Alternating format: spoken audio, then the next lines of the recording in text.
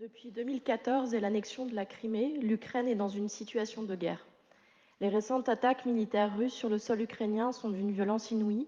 Elles nous ont plongés dans l'effroi.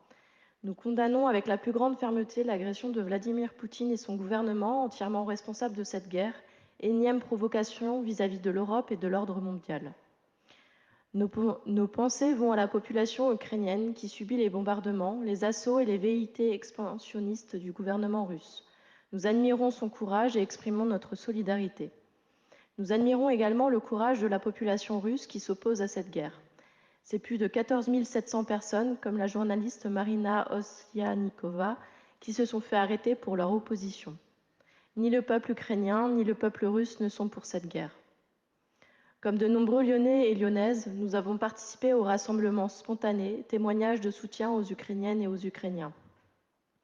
Nous saluons la ville de Lyon qui a rapidement proposé des actions concrètes pour leur venir en aide, et la métropole de Lyon pour avoir débloqué hier une subvention d'aide d'urgence à hauteur de 50 000 € destinée à l'association Alliance Urgence qui regroupe 6 organisations non gouvernementales, Action contre la faim, CARE, Handicap International, Médecins du Monde, Plan International et Solidarité Internationale. Les autorités françaises et les collectivités sont en train de réaliser ce que nombre d'entre nous tentent d'expliquer depuis longtemps. Il est nécessaire et possible d'offrir un accueil responsable à des personnes fuyant des situations de violence. Ainsi, l'installation des personnes dans les pays de leur choix, l'accès facilité à la procédure d'asile, l'hébergement, le droit à l'emploi, la garantie par l'activation de la protection subsidiaire sont effectivement en France pour les Ukrainiens et les Ukrainiennes. Pour la première fois depuis sa création il y a 20 ans, l'Union européenne a décidé de déclencher la protection temporaire face à l'afflux de civils qui fuient les combats en Ukraine.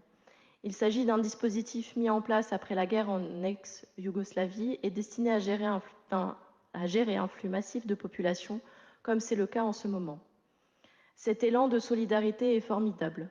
Quand on veut, on peut. Il est clairement possible d'accueillir rapidement, d'y mettre des moyens, de se coordonner entre pays, de s'appuyer sur les solidarités locales, citoyennes, d'ouvrir des couloirs sûrs de circulation pour les personnes exilées. Pourtant, il y a de l'indécence dans cette solidarité lorsqu'on sait toute l'hostilité dont nos mêmes dirigeants, nos mêmes collectivités et nos mêmes élus font preuve depuis si longtemps à l'égard des populations exilées, des populations afghanes, syriennes, yéménites, éthiopiennes, maliennes qui fuient pourtant également la guerre. Notre société française repose sur l'universalisme républicain. Toutes les discriminations, quelles qu'elles soient, doivent être combattues. C'est toute cette philosophie qui s'effondre aujourd'hui sous nos yeux. Notre hypocrisie et notre racisme structurel rejaillissent complètement avec cette solidarité envers les Ukrainiennes et les Ukrainiens. Il y a bien un tri des exilés en fonction de ces critères et nous le justifions par notre sentiment de proximité.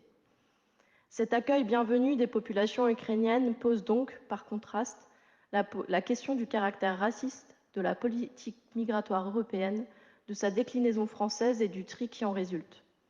Cette hiérarchisation des vies humaines selon leur couleur de peau ou leur culture érode notre pacte républicain, elle met en péril notre humanité. Et c'est pour cela que je souhaitais réappuyer ici un principe fort. Conformément au droit international et aux principes fondamentaux de la République universaliste, la France, notre région, notre métropole et notre ville doivent proposer un accueil dans des conditions humaines, sociales et sanitaires dignes pour toutes les personnes présentes sur son sol, sans différence de couleur de peau ou de nationalité. Je vous remercie.